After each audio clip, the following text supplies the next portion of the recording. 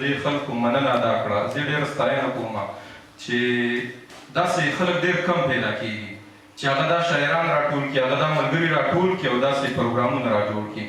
او نور خاص هم د پښتنو ژوند خو هغه خو ټولو ته معلومه ده چې څنګه تېرېږي، خو که خوند پکې پیدا کېږي نو هغه دا خلک دی چې دا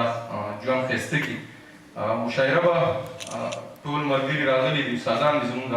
دوی به اورو، په مینه به یې اورو، د ناوخته پورې به ناست یو او نور که خلک د ساز اواز نه سندرې واوري. نن هغه شاعران راغلي چې دوی پښتنو له ډېرې خوږې نغمې لیکلي دي، ډېرې خوږې سندرې لیکلي دي. دوی به داسې اورو. د روایاتو له کبله به د صدر صاحب په اجازت باندې زه خپل غزل ووایم او د هغې نه پس به بیا ازاده مشاعره کوو. خپلې یو دوه قطعې چې چاته نه وایي د زړه رازونه، چې چاته نه وایي د زړه رازونه، خدای لږ عقل مې دلبر له ورکړه، ما ته زاړه یادونه بیا تازه کړه، یو ډب خو خامخا دیوار له ورکړه. مننه. او یو به بله قطعه ووایم او غزل ووایم. ژوند ډک ته خمار ساتم، ژوند ډک ته خمار ساتم، پټ په زړه کې یار ساتم، لوی واړه مې پېژني ستا د کلي لار ساتم، لوی واړه مې پېژني ستا د کلي لار ساتم، ټول ښکلي راځي ورته زړه پېښور ښار ساتم، او څوک چې په ما سر ورکوي هغه سړی خوار ساتم، څوک چې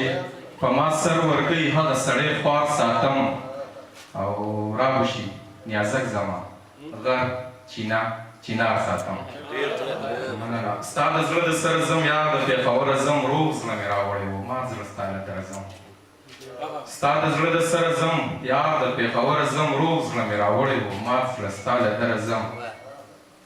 او کور حجره جومات پرېږدم، کور حجره جومات پرېږدم، ستا سره به نه راځم، دلته ګرمي ډېره او سوات ته چېرته به راځم، اوس چې هر مانځله ځم، اوس چې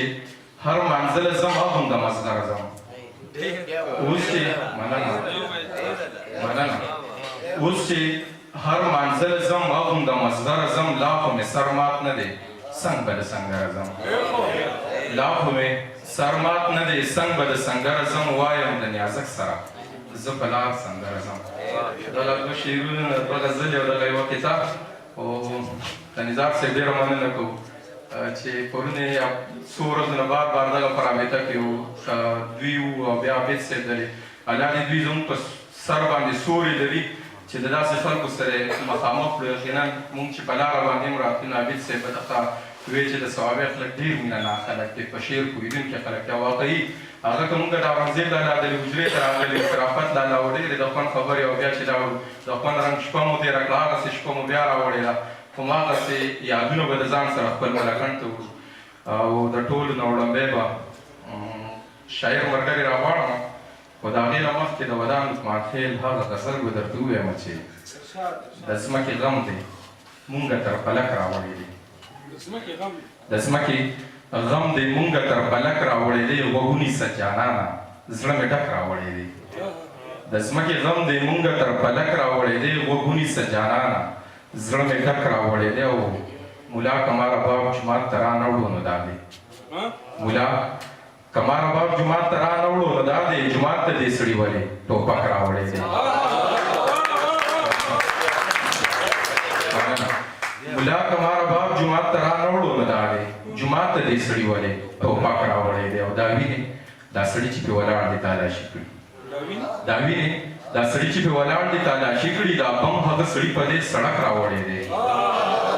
دا وینې دا سړي چې پرې ولاړ دی تالاشي کړي، دا بم هغه سړي په دې سړک راوړی دی، دا وس مې و او دا مې له کاروانه سره وکړو،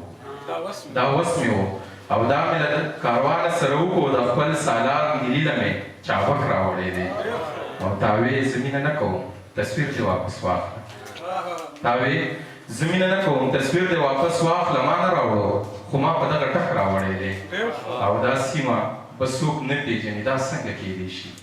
دې سیمې د ودان په شان هلک راوړی دی. ډېره مننه. د ټولو نه مخکې اختر علي اختر صاحب